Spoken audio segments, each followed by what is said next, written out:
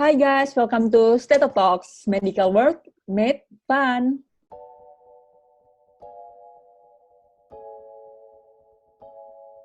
Hai guys, welcome to Stereotalks, Medical World Made Fun. Jadi kalian tahu kan gimana kita tuh sekarang di Indonesia udah mulai memasuki masa-masa new normal.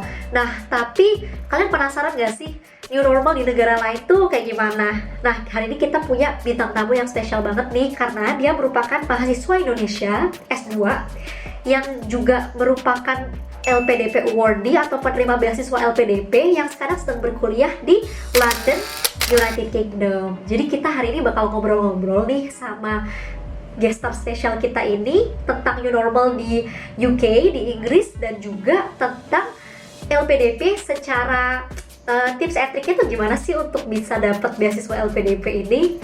Oke, penasaran? Yuk kita langsung mulai aja. Halo semuanya. Hai Dela. Halo. Jadi kita kedatangan tamu yang sangat spesial yaitu Adelia Budiarto. Yeay. Hai. Halo. Jadi mungkin Dela bisa memperkenalkan diri dulu secara singkat. Oke. Halo semuanya, penonton setianya Tiara sama Caca. Jadi aku Dela, panggil aja Dela. Nama panjangku Adelia Yulma Budiarto. Dulu aku asli Surabaya, temennya Caca sama Tiara waktu SMA. Terus S1 di Surabaya, di UNER, dan sekarang saya lagi S2 di London, ambil Master of Accounting, Organizations and Institutions di LSE, London School of Economics and Political Science di Inggris. Dengan beasiswa dari pemerintah, dari LPDP.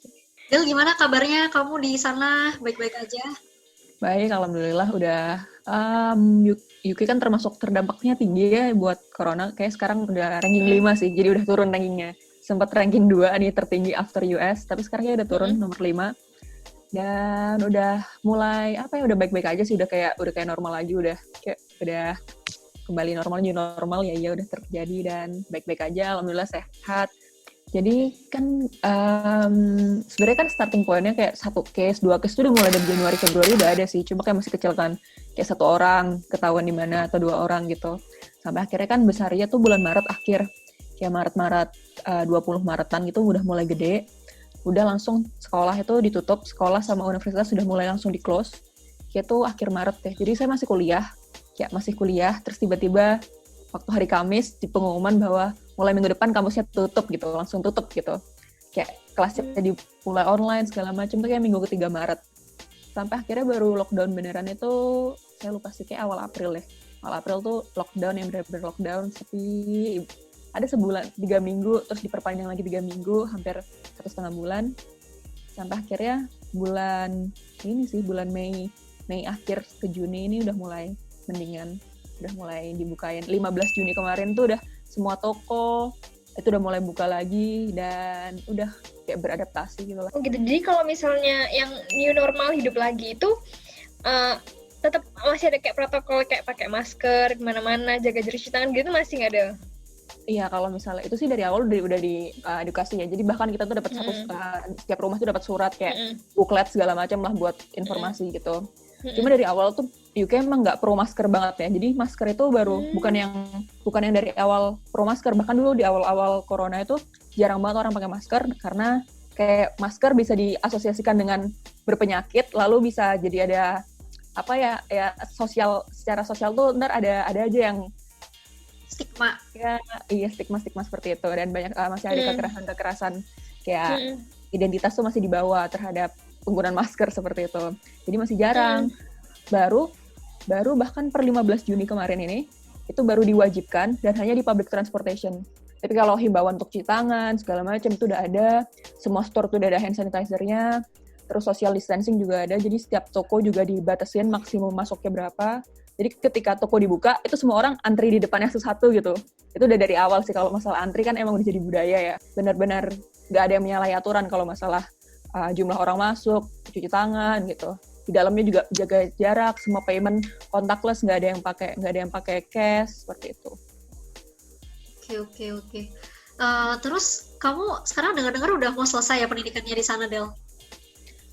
Iya, jadi emang udah kan di UK itu cepat ya, cuma setahun. Jadi saya juga mau selesai dan rencananya mau balik ke Indonesia. Terus kalau dari Della sendiri persiapan buat pulang ke Indonesia gimana? Banyak dokumen yang harus disiapin dan juga jadi yang paling penting sih HC ya. Kalau peraturan sekarang itu health certificate itu. Jadi kita harus tes PCR di sini yang bawa surat bahwa menandakan kalau kita negatif. Dan masa berlakunya dari surat dikeluarkan adalah 7 hari.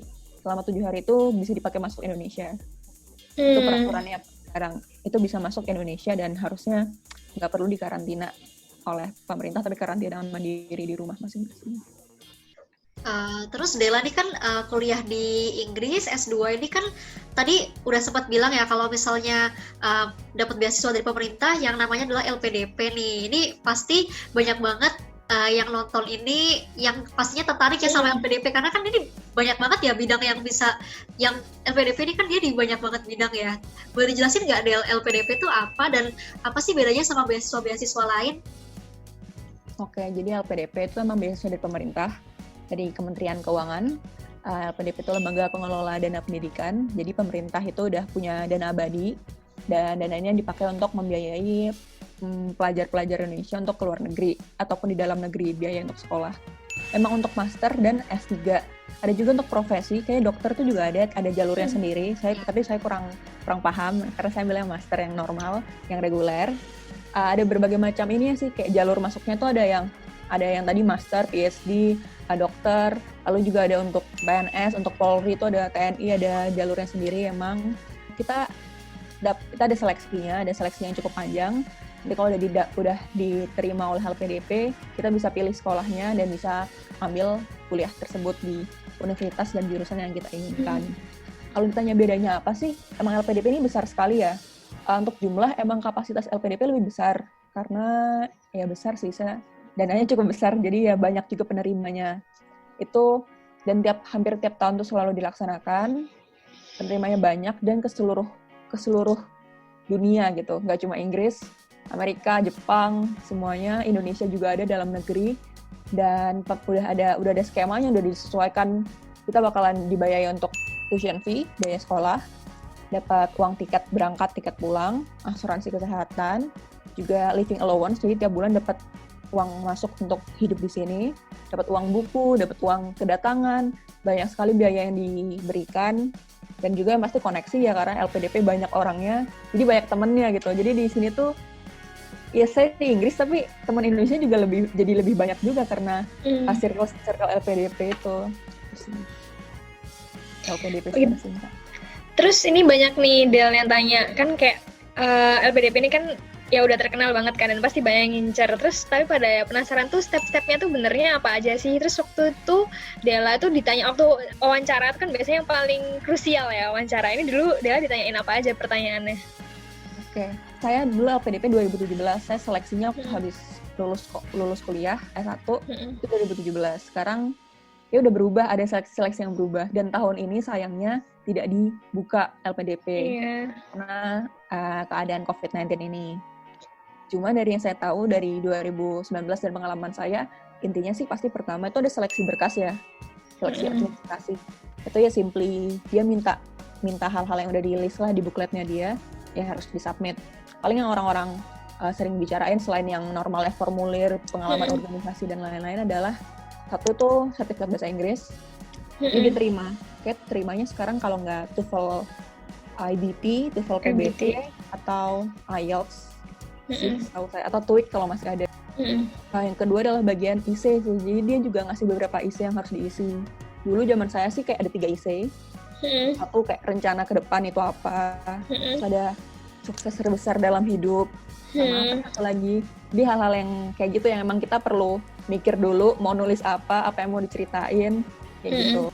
IC, sama paling surat rekomendasi sih, jadi dia selalu minta surat rekomendasi. Kalau dulu saya dari ini sih, dari kampus, dari dosen yang emang saya kenal dan udah habis itu kalau zaman dulu sih saya ada kayak tes psikologi gitu loh, jadi kayak tes online.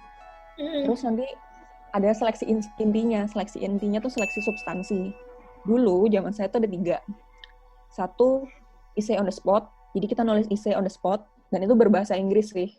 Dan udah ada topiknya dan itu cuma 30 atau 40 menit saya lupa, kayak literally nulis di meja yang emang bareng-bareng kayak tes bareng-bareng gitu. Kedua itu FGD, jadi diskusi bareng-bareng di grup, bahas topik, dan yang terakhir interview. Nah, emang sih orang bilang kalau interview itu yang paling krusial ya, karena itu kayak one last moment, kayak ending point-nya emang di situ gitu. Setelah tahapnya banyak, ending point-nya di situ. Tapi intinya dari interview LPDP yang aku pelajari sih, dia cuma mau konfirmasi semua yang kamu submit sebelumnya gitu. Jadi semua isi, rekomendasi, profil itu tuh dipastikan di situ, dikonfirmasi kayak, oh kamu mau ke Inggris, kenapa?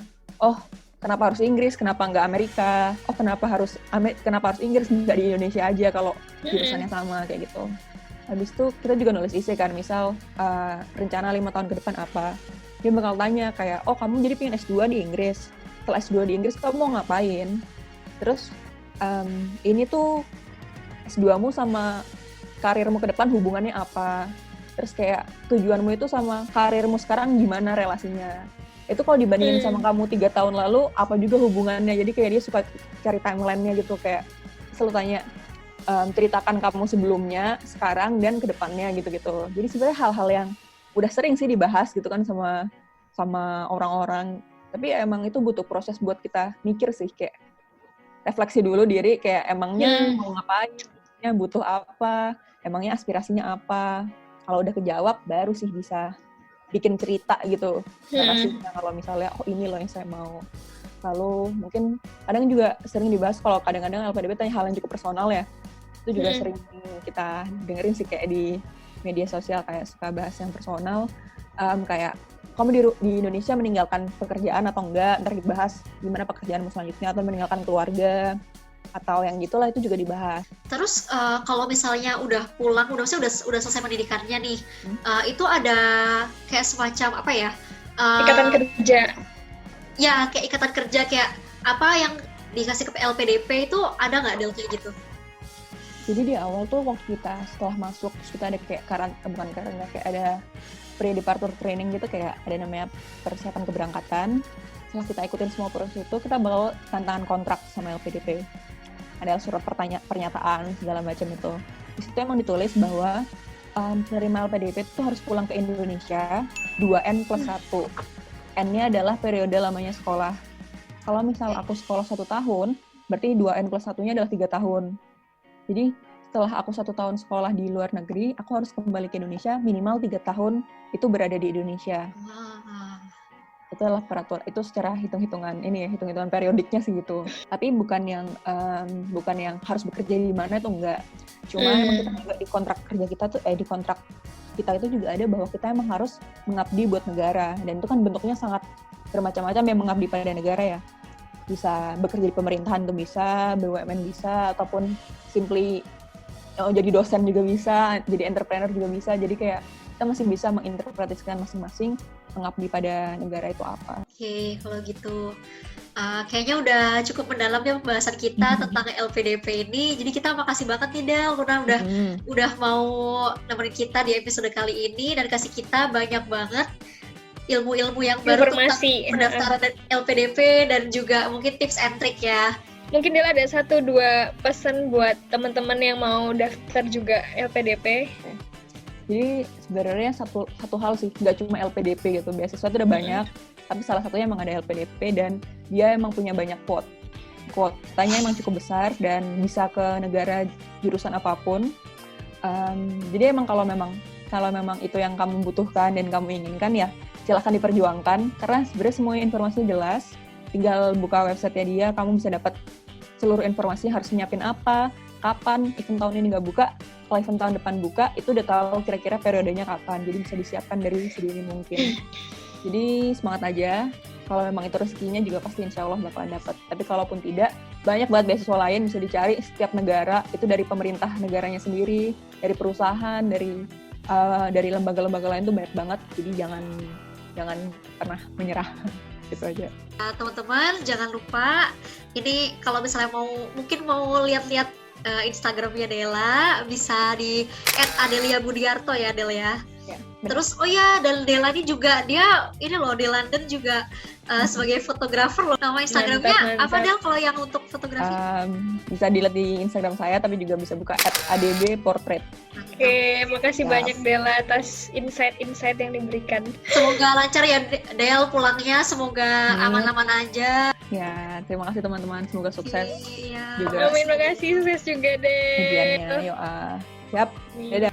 Ya, segitu dulu video dari kita. Semoga bermanfaat. Dan terima kasih sekali lagi untuk Adelia Budiarto alias Della atas kesempatannya dan waktunya yang diberikan untuk kita. Jadi kita bisa ngobrol-ngobrol dan dapat informasi yang sangat informatif dan bermanfaat tentunya. Nah, semoga bisa menginspirasi kalian dan semoga video ini bermanfaat ya. Jangan lupa kalau kalian suka video ini, klik tombol like dan jangan lupa untuk subscribe ke channel Stetotalks TV dan nyalain notifikasinya supaya kalian gak ketinggalan kalau kita upload video terbaru.